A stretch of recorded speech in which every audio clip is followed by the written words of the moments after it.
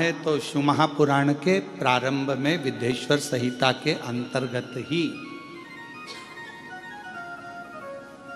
आप इसको श्रवण कर सकते हैं, या पार्वती खंड में, उमा खंड में, कौमार्य खंड में आप इसको श्रवण कर सकते हैं। भगवान पितृलोक में पितरों की 3 बेटियां हैं, मेना, धन्या और कला। ये कथा अपने को शिव महापुराण में मिलती है। और पितरों की 3 बेटियां बड़े आनंद के साथ में पितृलोक में भ्रमण कर रही।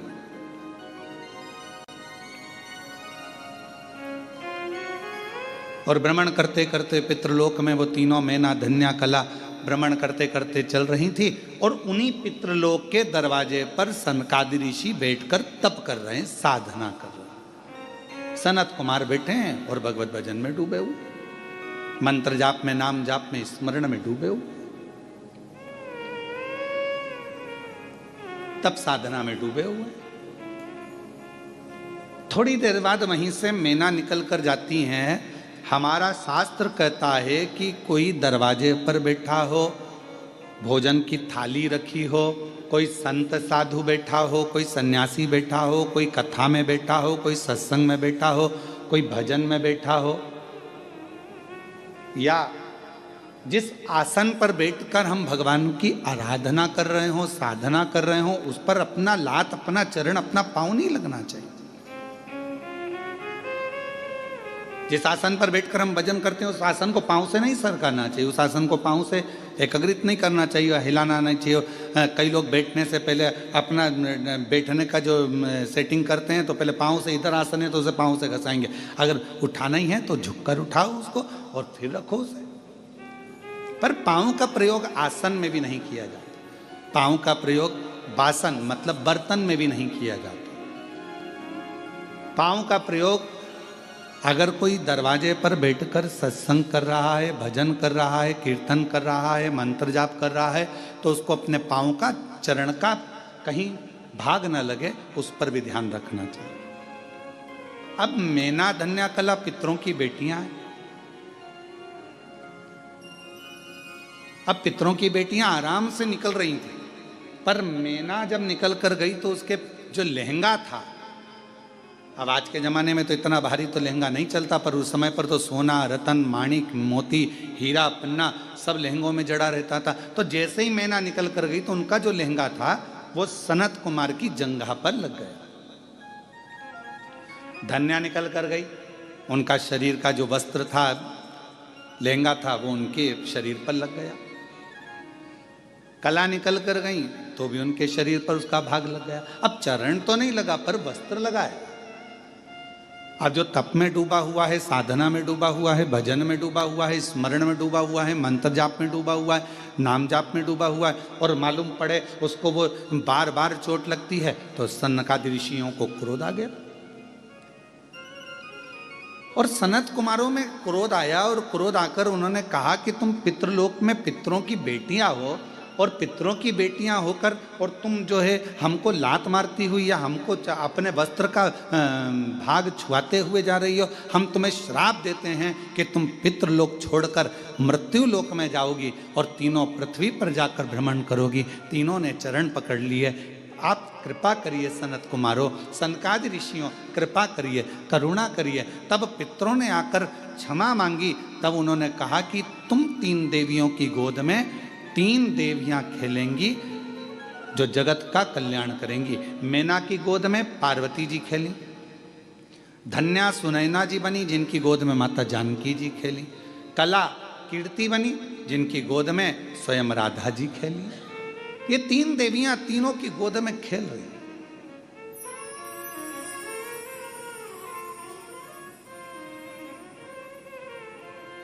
और पितृलोक का सुख छोड़कर मृत्यु लोक में आ गई।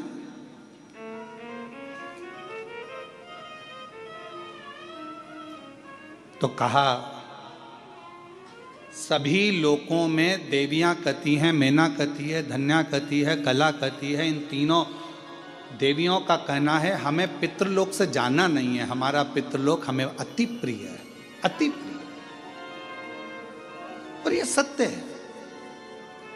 भले आपका छोटा सा झोपड़ा हो ना, आप कितने भी अच्छे होटल में रह रहे हो, कितने भी अच्छे आप कॉटेज में रह रहे हो, खूब डनलप का गद्दा है डनलप का, और खूब जोरदार पानी भी मिल रहा है, वेटर भी लगे हैं, भोजन भी मिल रहा है, और बढ़िया चाय भी मिल रही है, कॉफ़ी भी मिल रही है, उसके बाद भी 1 महीना 15 दिन 20 दिन आप रहोगे, रहने के बाद आपको एक ना एक दिन आपके घर की याद जरूर आएगी। भले वो टूटा हुआ झोपड़ा क्यों ना हो, चाहे उस घर में तुम्हारा साधारण सा रुई का गद्दा क्यों ना हो, चाहे उसमें चटाई क्यों ना बिछी हो, पर अपने घर की याद अपने को जरूर आती।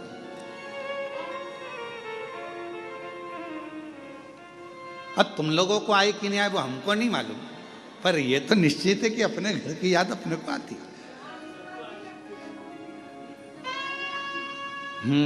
सही बात है, कथा में याद नहीं आती, बाकी के समय पर तो आती है ना, निश्चित है।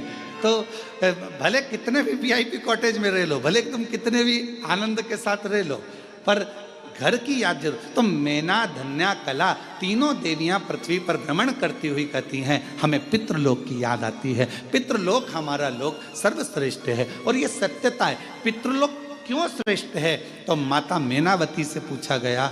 एक बार हिमालय राज ने पूछा कि मैना, तुझे अपने पिता का घर पितृलोक इतना प्रिय क्यों है? तो मैना जी ने कहा कि जब पृथ्वी पर कथा होती है, मृत्यु लोक में पृथ्वी पर जब कथा होती है, भगवान शंकर की यह पवित्र धरा मृत्यु लोक में जब भी विष्णु महापुराण की कथा होती है, जितनी देर तक कथा के पंडाल में जितने लोग बैठकर कथा श्रवण करते हैं, या किसी भी माध्यम से जितने लोग, जैसे आस्था चैनल पर सुन रहे हैं, फेसबुक यूट्यूब पर श्रवण कर रहे हैं, आप जहाँ जहाँ बैठकर कथा को श्रवण कर रहे हैं अपने अपने घरों में, जितनी देर तक आपका ध्यान शिव महापुराण की कथा में रहता है, उतनी देर तक भगवान बैकुंठ छोड़कर पितृलोक में पितरों के ऊपर हाथ रखकर कथा को श्रवण करते हैं।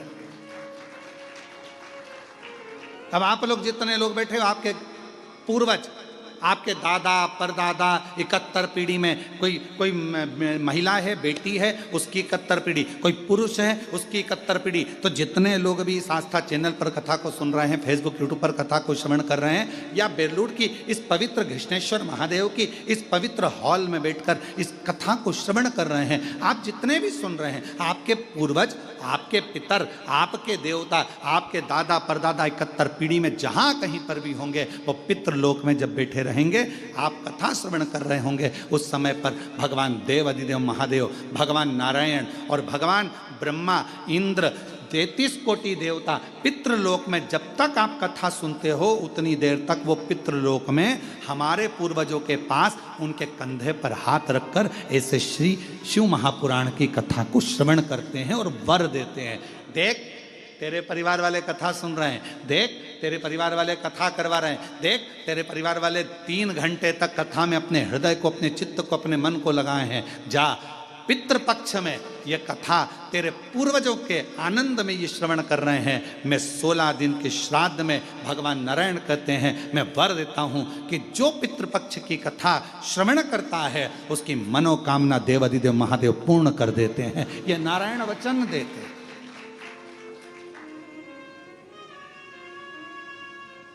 और तेरी कृपा बिना ना हिले एक भी अणु, लेते हैं श्वास तेरी कृपा से तनु। ये प्रभु कृपा, ये शिव कृपा, कहीं ना कहीं परमात्मा की बड़ी, जब कथा नहीं आ रही थी, अभी ऑनलाइन कथा नहीं चल रही थी और अधिक बारिश हो रही है, जल वृष्टि बहुत ज़्यादा है, जगह जगह पर जहाँ जहाँ कथा होना थी, भीलवाड़ा होना थी, एक गुजरात होना थी, एक हिमाचल होना थी, और इतना पानी, इतना पानी, इतना पानी। तो उनको देखते हुए कि किसी को जनहानि ना हो, कोई आए कथा में और किसी को तकलीफ ना हो, इसलिए समितियाँ उस कथा को रोकते रोकते फिर इस कथा को ऑनलाइन पर लेकर आई, जिससे आप सभी इस कथा का रसतत्व अपने घर बैठकर कर सकें, श्रवण कर सकें। ये पितृपक्ष है। 16 दिन है राजा कर्ण के, जिसने अपनी जिंदगी में खूब दान दिया है। कहते हैं कर्ण जैसा दानी संसार में नहीं हुआ है।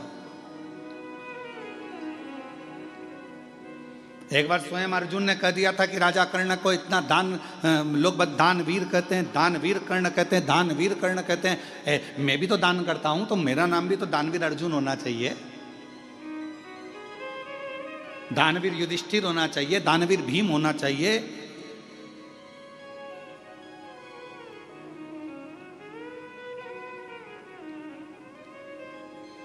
क्यों?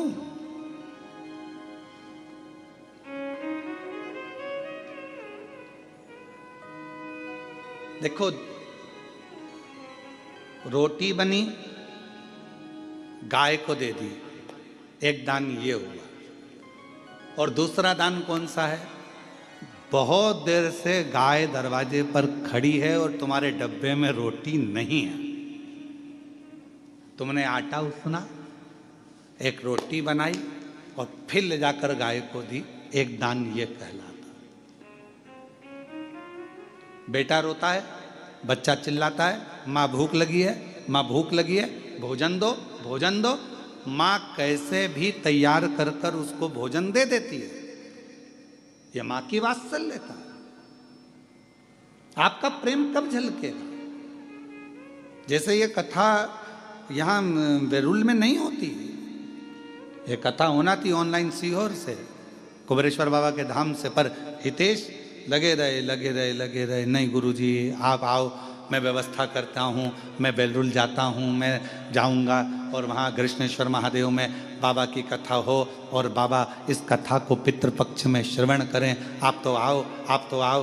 तो ये एक फॉर्मेलिटी पूरी करना एक अलग बात हो जाता है कि एक बार कह दिया, और एक वो हो जाता नहीं साहब, आना तो पड़ेगा ही।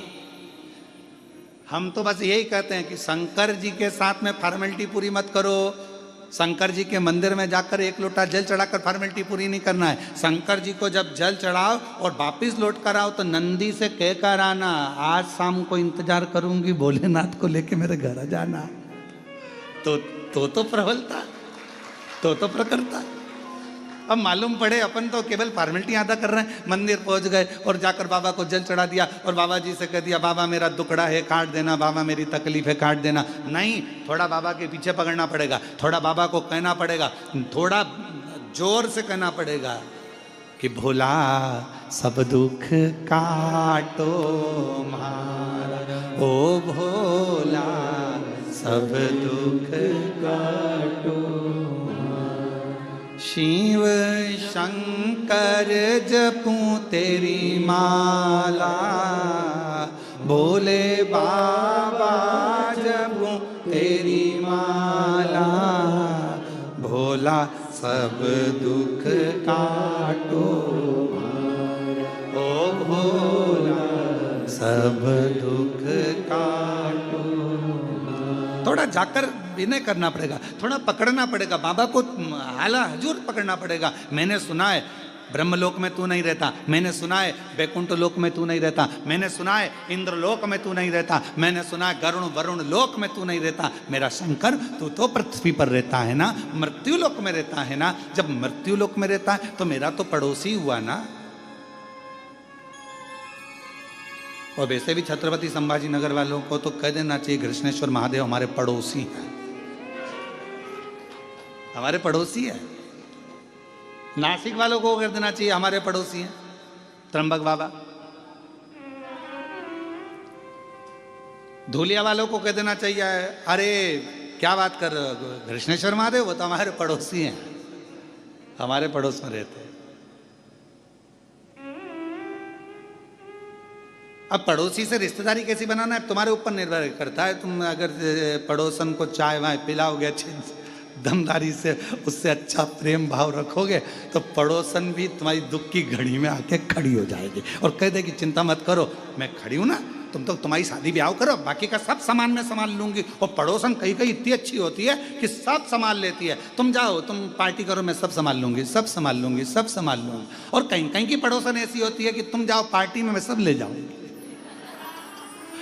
तो कहीं कहीं की ऐसी भी हो सकती है कि ले जाए उठा के।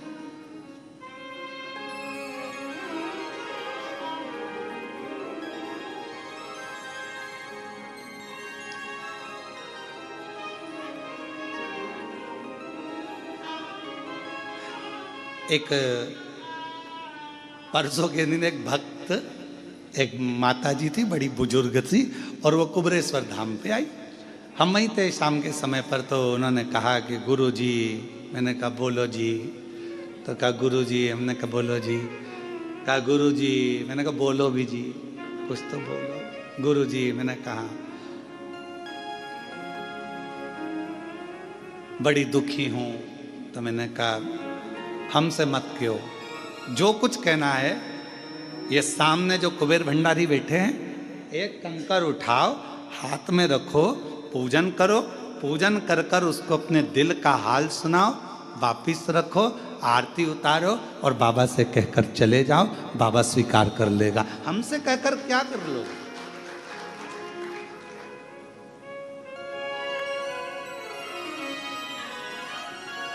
हमसे कहकर क्या करो? फिर थोड़ी देर बाद उसके मन में गुरु जी, मैंने कहा क्या हुआ जी? चप्पल कोई ले गया। तो हमने कहा बताओ। हमने कहा इसीलिए तुम्हारा मन पूजन में नहीं लग रहा। ध्यान तो वो पादुका में पड़ा हुआ है, चप्पल में पड़ा हुआ है, और तुम ध्यान लगाओ तो कैसे लगे? यहां तो जरा सा, हम पहले भी कहें, पति पत्नी फोन पर बात करे और पति का ध्यान काम में लगा रहे, तो पत्नी कह देती है तुम्हारा दिमाग है कहाँ, ध्यान कहाँ है तुम्हारा? मैं तुमसे बात कर रही हूँ, तुम्हारा ध्यान ही नहीं मेरे ऊपर, थोड़ा सा तो उत्तर में सोच समझ कर दो। और पति भी कह देता है पत्नी से, तू कहाँ बैठी, कहाँ तेरा ध्यान है? मैं तेरे से बात कर रहा हूँ, तेरा ध्यान ही नहीं है, तू कहाँ सुन रही है, कहाँ कर रही है, ध्यान नहीं लगता।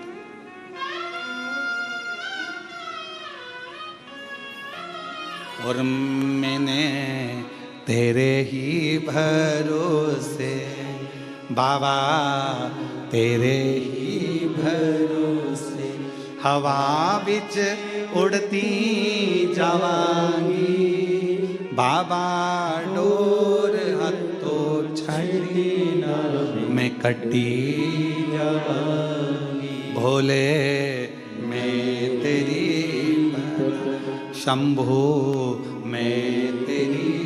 तो हमारा और आपका ध्यान का ये उसी में कहा गया, जैसे एक स्टूडेंट ऑन बैठे थे बहुत सारे, एक टीचर ने एक स्टूडेंट को खड़ा करा, बेटा खड़े हो जाओ। जी सर, बोलिए केले के फायदे बताओ। तो उसने कहा सर, केले का फायदा ये होता है कि उससे हड्डी मजबूत हो जाती है, और केले के छिलके का फायदा ये होता है कि उससे हड्डी वापस टूट जाती है। टीचर ने कहा बेटा नीचे बैठ जाओ।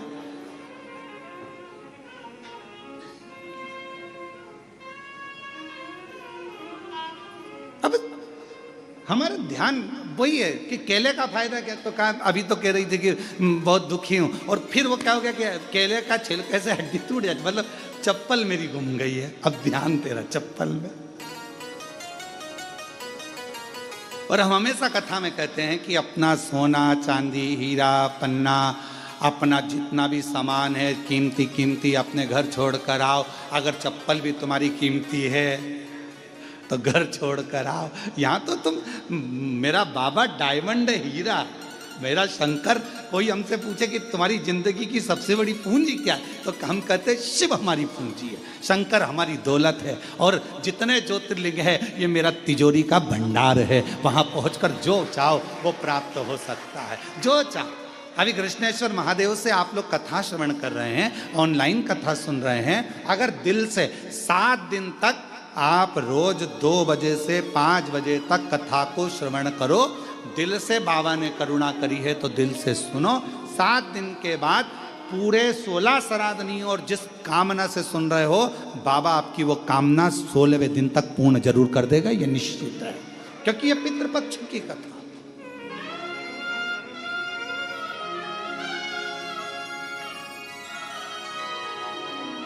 पितृपक्ष की कथा मतलब पितरों के भाव से, पितरों के कल्याण हेतु, पितरों के सुख हेतु भगवान शंकर के पुत्र स्वयं गणेश जी महाराज के नाना जी के सुंदर आनंद में ये कथा हो रही, क्योंकि माँ पार्वती के पुत्र गणेश और पार्वती के पिताजी हैं पितृ, तो गणेश जी के हो गए नाना जी, नानी।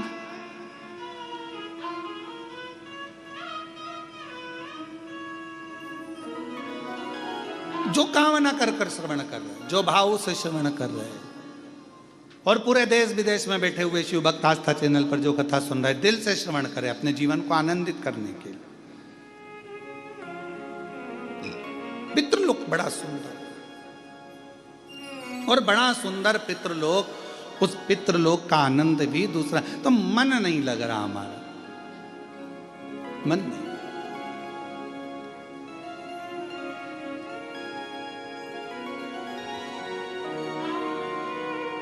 ये पितृलोक मेरा प्रिय प्रिय।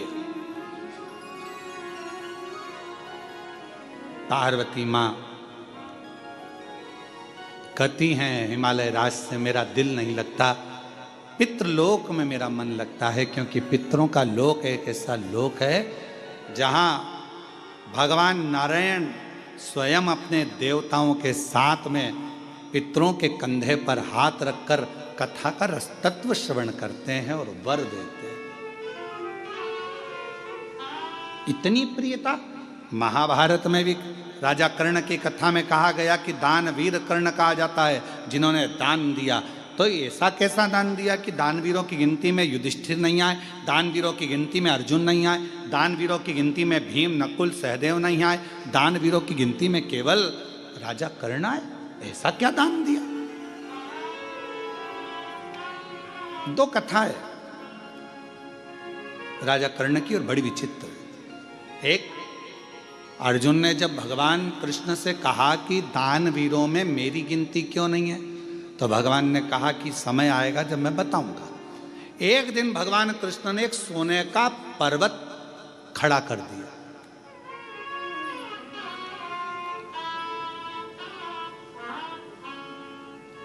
और भगवान कृष्ण ने अर्जुन से कहा, अर्जुन ये सोने का पर्वत है, मेरा मन कह रहा है कि तू एक काम कर, तू सबको सोना दान कर, तेरे हाथों से जा भर भर के दान कर। अर्जुन ने सारे नगर में सूचना कर दी, कल सुबह 9 बजे से लेकर शाम को 5 बजे तक सोना दान किया जाएगा, आ जाओ। सारे गांव के लोग लाइन लगा कर आ गए। अर्जुन ने तगाड़ी भर भर कर एक एक तगाड़ी सोने की सबको देना प्रारंभ कर दिया। सब डला भर भर कर सोना लेकर चल दिए। अर्जुन दे देकर थक गया, पर वो सोना खत्म नहीं, समाप्त नहीं।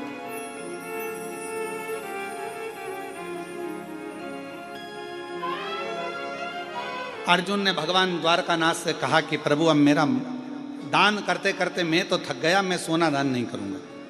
भगवान ने पूछा ठीक है। भगवान ने कर्ण को बुलाया, कर्ण ये सोने का पहाड़ है, दान करना।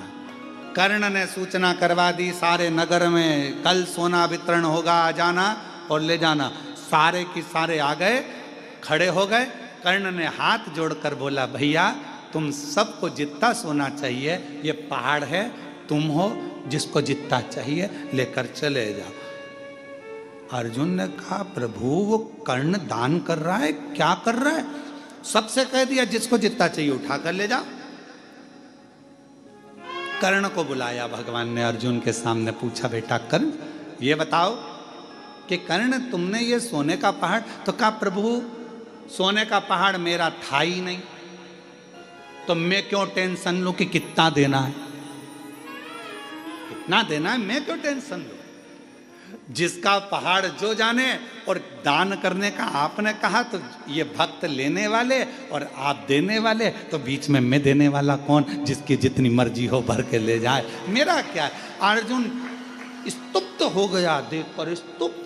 कई लोगों की आदत रहती है, किसी के यहाँ सत्यनारायण जी की कथा में जाते हैं और अगर उनको प्रसाद का कटोरा दे दिया जाए कि लो प्रसाद बांटो, तो वो आधी आधी चम्मच बांटेंगे। अरे प्रसाद वाले का प्रसाद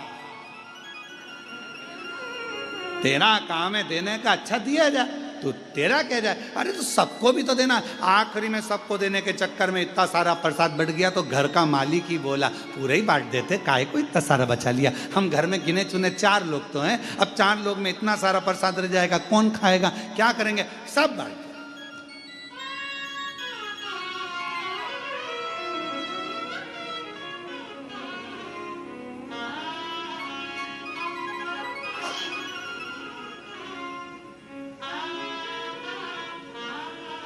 हमारे यहाँ बाबा के धाम में, कुबेरेश्वर धाम में एक नियम है, नुक्ति बनी, नुक्ति जानते हो ना, बूंदी, नुक्ति वही जो पेट में दुखती, ज्यादा खा लो तो है? बूंदी बने तो नुक्ति बूंदी बनती है। कभी कभी खोपरा पाक बन जाता है, कभी बेसन चक्की बन जाती है, कभी सीरा हलवा बन जाता है। तो धाम पर जब बनता है तो हमारे जो भंडारी हैं वो भंडारी जी पूछते हैं, कह गुरु जी इतना सारा बना है और बाद में शाम के लिए इतना अपन निकाल देते हैं। हमने कहा शाम किसने देखी, शाम किसी ने देखी है क्या? क्या भरोसा जिंदगी का, अभी बना है ना, खिलाओ। तो शाम, हमने कहा शाम को तुम अच्छे रहे, अपन अच्छे रहे और बन जाएगा, वापिस बनाएंगे, सामान कहीं जा रहा है क्या, तुम तो खिलाओ। अब व्यक्ति सोचे कि कहाँ विचार करें, कहाँ विचार करें।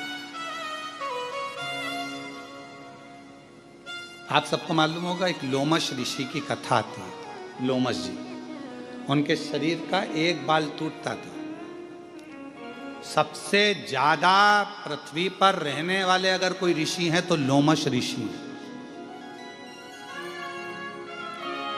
फिर भी उन्होंने अपना झोपड़ा नहीं बनाया, अपना घर नहीं बनाया। अगर तुमको मालूम पड़ जाए कि तुम 500 साल जिए हुए, सबसे पहले तुम कहोगे 500 साल में जियोगी, 500 साल बनाओ, जरा जोरदार अच्छा महल बनाओ, जोरदार कालीन बिछाओ। 500 साल रहना है तो मकान तो अच्छा होना चाहिए ना, गाड़ी भी जोरदार होना चाहिए, बंगला जोरदार होना चाहिए। अब तुम सबको मालूम है कि 100 साल नहीं जी रहा आज का आदमी, 70-80 में कम निपट जाओ, कौन सा भरोसा है। पहले तो फिर भी सोचा जाता था कि 100 साल तक जिएगा, आज के ज़माने में तो कोई भरोसा ही नहीं है कि कब निपट जाएगा। और आजकल तो नई बीमारी, वो अटैक ऐसा हो गया है, हार्ट अटैक, बेचारा कहीं का जिम कर रहा है तो ही आ जाता है, कहीं का खाना खा रहा है तो आ जाता है। अभी एक हमें कोई ने बताया था, आशीष ने, कि एक तमिलनाडु में एक पति पत्नी की शादी हुई और दोनों शादी करके घर के अंदर आए। पहली विदाई बहू की हो रही थी और पत्नी को अटैक आ गया। मालूम पड़ा पति को सूचना मिली, पति को भी अटैक आ गया, दोनों ही निपट गए। श्वास रुक जाएगी चलते चलते, क्षमा बुझ जाएगी चलते चलते, दम निकल जाएगा रोशनी का, क्या भरोसा है इस जिंदगी का, क्या भरोसा है इस जिंदगी, इस जीवन का क्या भरोसा, इस जिंदगी का क्या भरोसा, जरा विचार करिए। तो इसलिए जितना समय परमात्मा ने दिया है, जब कथा मिल जाए, आस्था चैनल पर जब कथा श्रवण करने को मिल जाए, मालूम पड़ जाए कथा आ रही है, आज से चालू हो गई, अपनी अड़ोसन पड़ोसन पीछे वाली धड़ोसन सबको सूचना कर दो, कथा चालू हो गई। भरोसा किसको?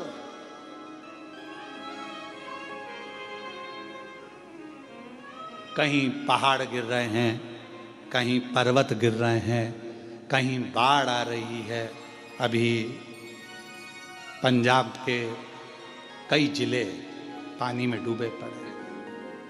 पंजाब के इतना जलवृष्टि पंजाब में हुआ है कि जल त्राही त्राही हो रहा है। इतना पानी चारों तरफ, घरों में, मकानों में, दुकानों में, खेतों में, भोजन तक नहीं, पूरी व्यवस्था, प्रशासन की अव्यवस्था हो गई। इतना पानी, पानी कौन संभाले, कैसे संभाले?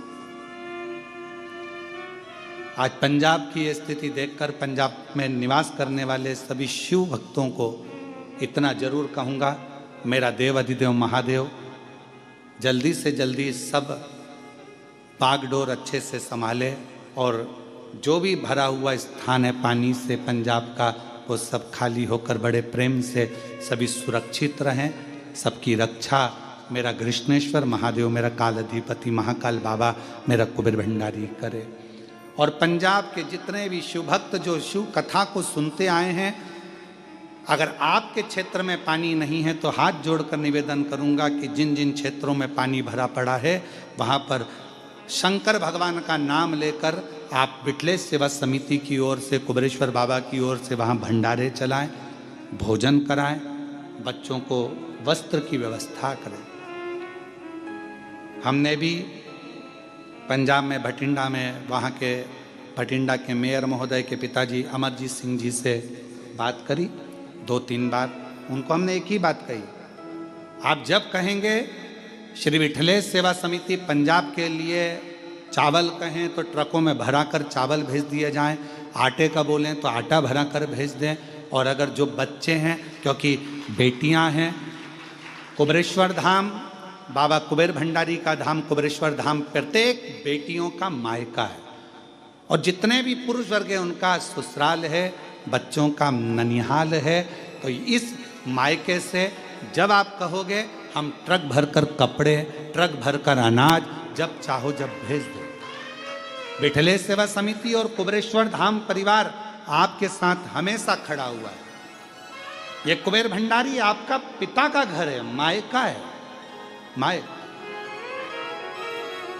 हमने भटिंडा के मेयर महोदय को इस सूचना दी है कि जब जरूरत पड़े आप सूचना करें, ट्रक भराकर कपड़े बच्चों के पहनने के, मेरी जीजियों के लिए, मेरे जीजाओं के लिए पहनने के वस्त्र आदि, कम्बल, रजाई, जो कहो वो यहाँ से विठलेश सेवा समिति सीहोर कुबेरेश्वर धाम भेज दे दिल से।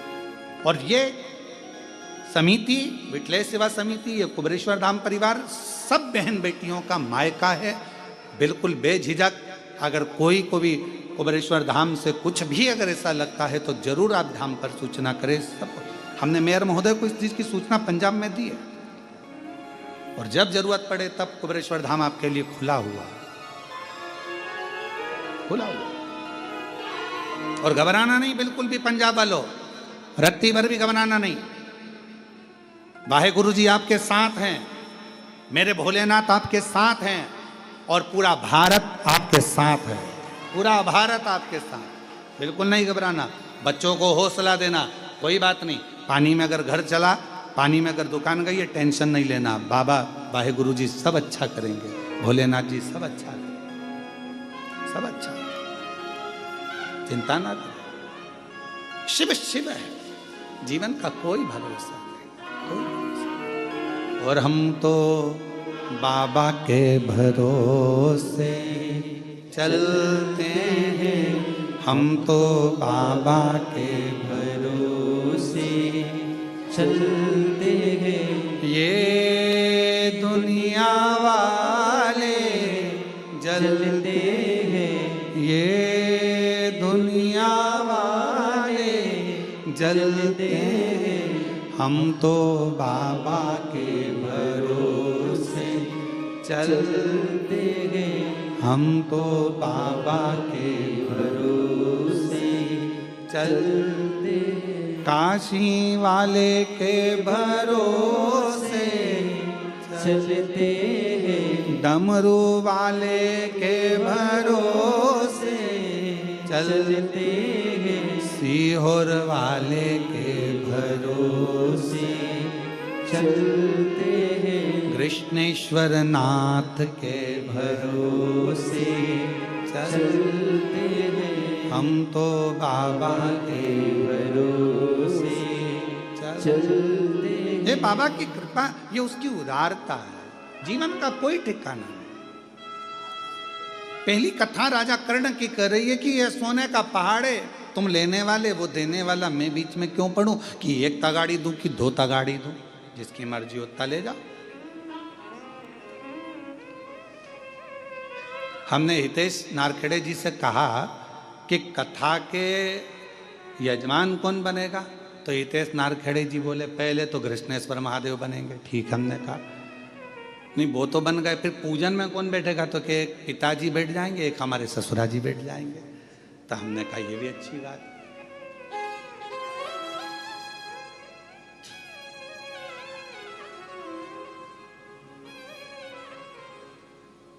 इससे बढ़कर सुख क्या है? क्या पता कौन सा पुण्य सामने आया, कौन सा पुण्य तुम्हारे सम्मुख में आया, क्या पता क्या योग संजोग था। पाटिल साहब हम कहेंगे योग संजोग, हम कहेंगे पूर्वजों का हुआ होगा। नारखेड़े जी कुछ योग संजोग पूर्वजों का हुआ होगा, जो ये कथा बैरुल की पवित्र धरा पर हो रही है, ये उसकी कृपा और यजमान के रूप में आप लोग, ये उसकी। और मेरी जितनी जीजियां बैठी हैं यहाँ पर, पता नहीं आपको सूचना कैसे मिल गई वो तो हमको नहीं मालूम, पर ये जरूर है कि आप लोग आए हो तो कुछ प्रभु कृपा से होगा।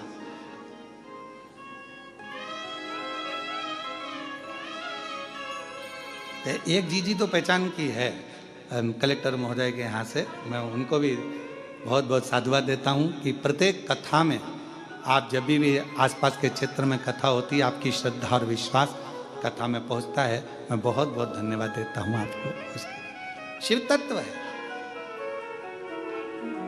भगवान की अविरल कथा है। और महाराज राजा कर्ण की दूसरी कथा कर रही है।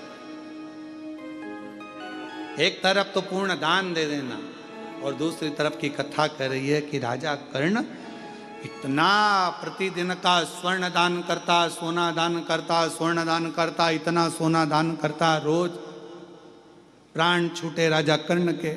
गया ऊपर, सोने की कचौड़ी, सोने की पूड़ी, सोने का पानी, सोने की जलेबी, सोने का भजिया और सोने का भाजी बड़ा और सोने का ही बड़ा पाव, सब सोने का मिला खाने को। तो राजा कर्ण बोला, मैं सोना कैसे खाऊं,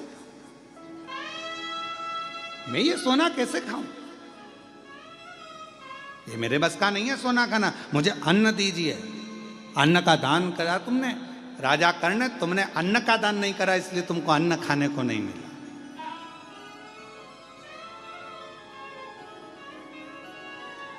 इसलिए शिव महापुराण की कथा कहती है, मौका मिले वस्त्र दान अपनी जगह पर है, स्वर्ण दान अपनी जगह पर है, मुद्रा दान अपनी जगह पर है, भूमि दान अपनी जगह पर है, पर शिव महापुराण की कथा कहती है अन्न दान सर्वश्रेष्ठ माना गया है। जो दिया वो प्राप्त हो, जो दिया वो प्राप्त हो।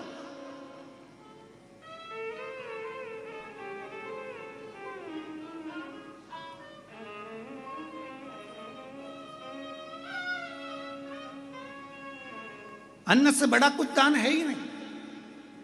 भूखे को भोजन, प्यासे को पानी, जय बाबा बर्फानी। भूखे को भोजन कराए, प्यासे को पानी पिलाए और शिव जी का नाम ले, बाबा बर्फानी का जय जयकार होता ही क्यों है। भूखे को भोजन, प्यासे को पानी, जय बाबा बर्फानी।